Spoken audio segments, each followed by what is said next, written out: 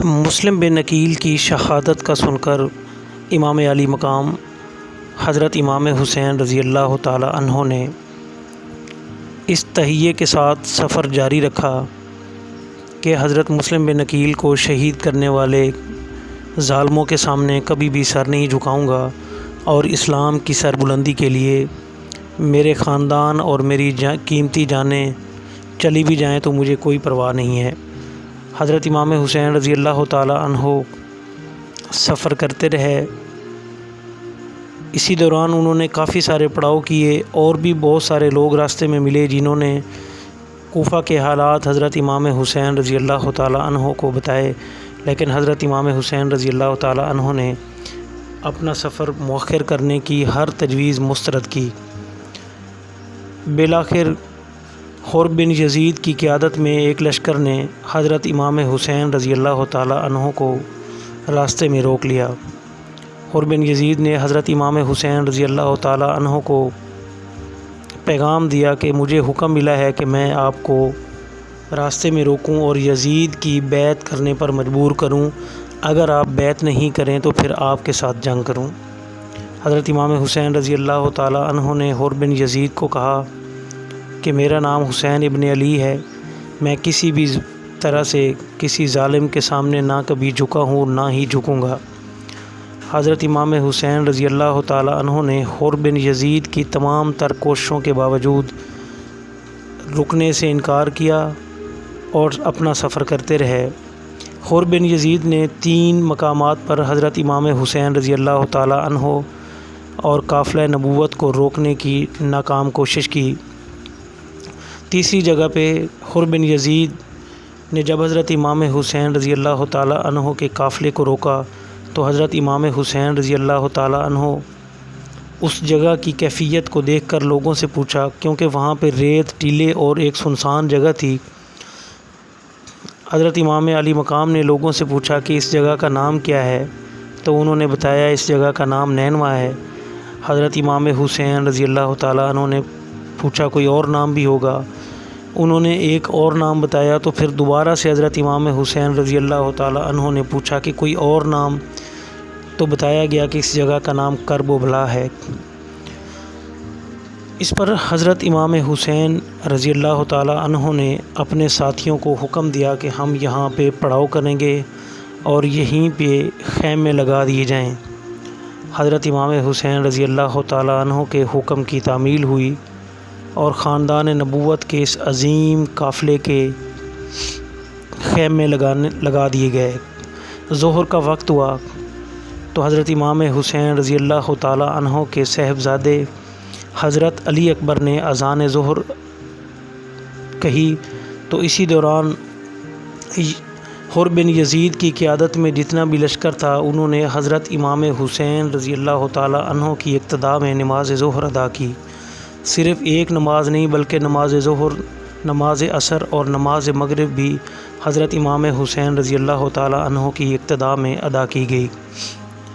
حر بن یزید حضرت امام حسین رضی اللہ تعالی عنہ کو بار بار کہہ رہے تھے کہ حضور آپ اپنا فیصلہ واپس لے لیجئے، یا بیعت کر لیجئے اور یا پھر واپس چلے جائیے، لیکن حضرت امام حسین رضی اللہ تعالی عنہ نے کہا میں نہ تو واپس جاؤں گا اور نہ ہی میں سرنڈر کروں گا، کیونکہ میں حق کے راستے پہ جا رہا ہوں۔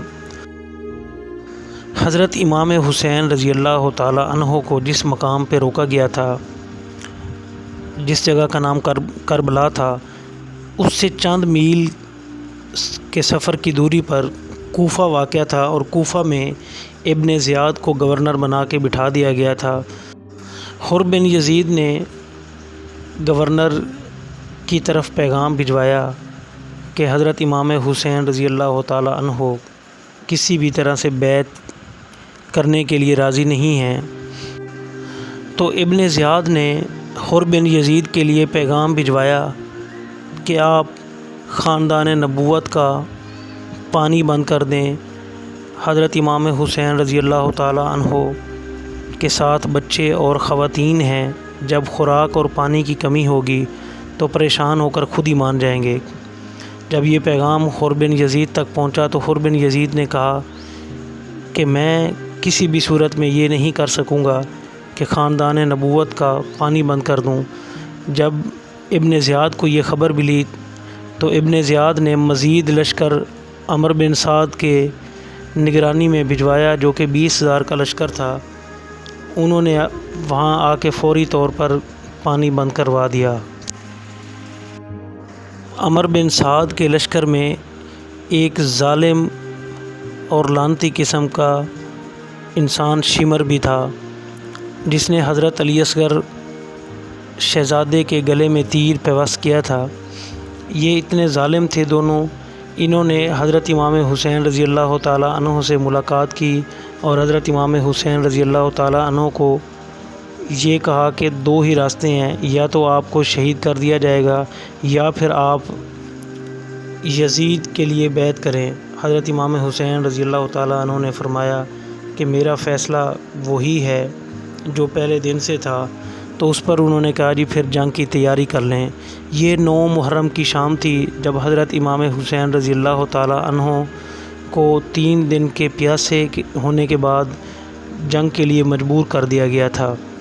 حضرت امام حسین رضی اللہ تعالیٰ عنہ نے عمرو بن سعد اور شمر کو کہا کہ بے شک جنگ کے لیے میں حاضر ہوں، لیکن مجھے 1 رات کی مہلت دی جائے۔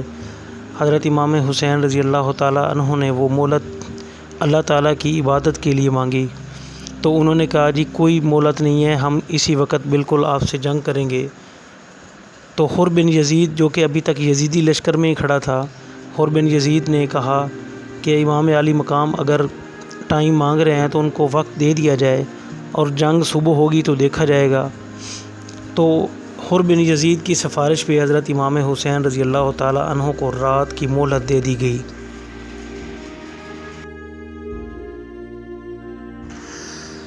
دوسرے دن صبح جب 10 محرم کا دن گزرا، حضرت امام حسین رضی اللہ تعالیٰ عنہ نے اپنے خیموں میں بچوں کو جمع کیا، سب کو جمع کیا، اور بی بی سیدہ زینب سلام اللہ علیہ کو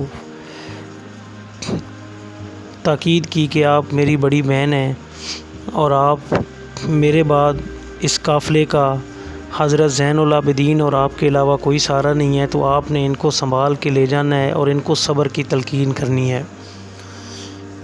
یہ کہہ کر حضرت امام حسین رضی اللہ تعالیٰ عنہ نے ساری رات عبادت میں گزاری۔ 10 محرم کا دن جیسے ہی گزرا، سورج جب فل اپنی گرمی میں پہنچا تو ادھر عمرو بن سعد نے جنگ کے لیے پیغام بھجوایا۔ حر بن یزید نے اس وقت دیکھا اور عمرو بن سعد کو کہا کہ کیا واقعی آپ نواسہ رسول کو قتل کریں گے، نواسہ رسول سے جنگ کریں گے؟ تو عمرو بن سعد اور شمر نے کہا بالکل حکومت کا مسئلہ ہے، ہم ضرور جنگ کریں گے۔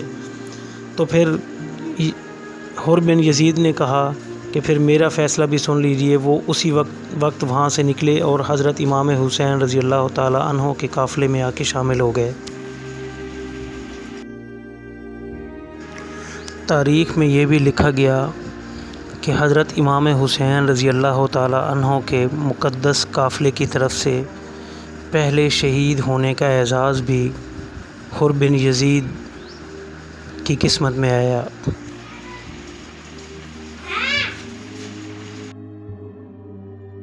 میں نے کوشش کی تھی کہ 3 حصوں میں اس واقعے کو مختصر بیان کروں، لیکن مزید ایک حصہ بلکہ 2 حصے بنانے پڑیں گے۔ تو اگر آپ لوگوں وہ دیکھنے چاہتے ہیں تو میرے چینل کو لازمی دیکھتے رہیے۔ شکریہ۔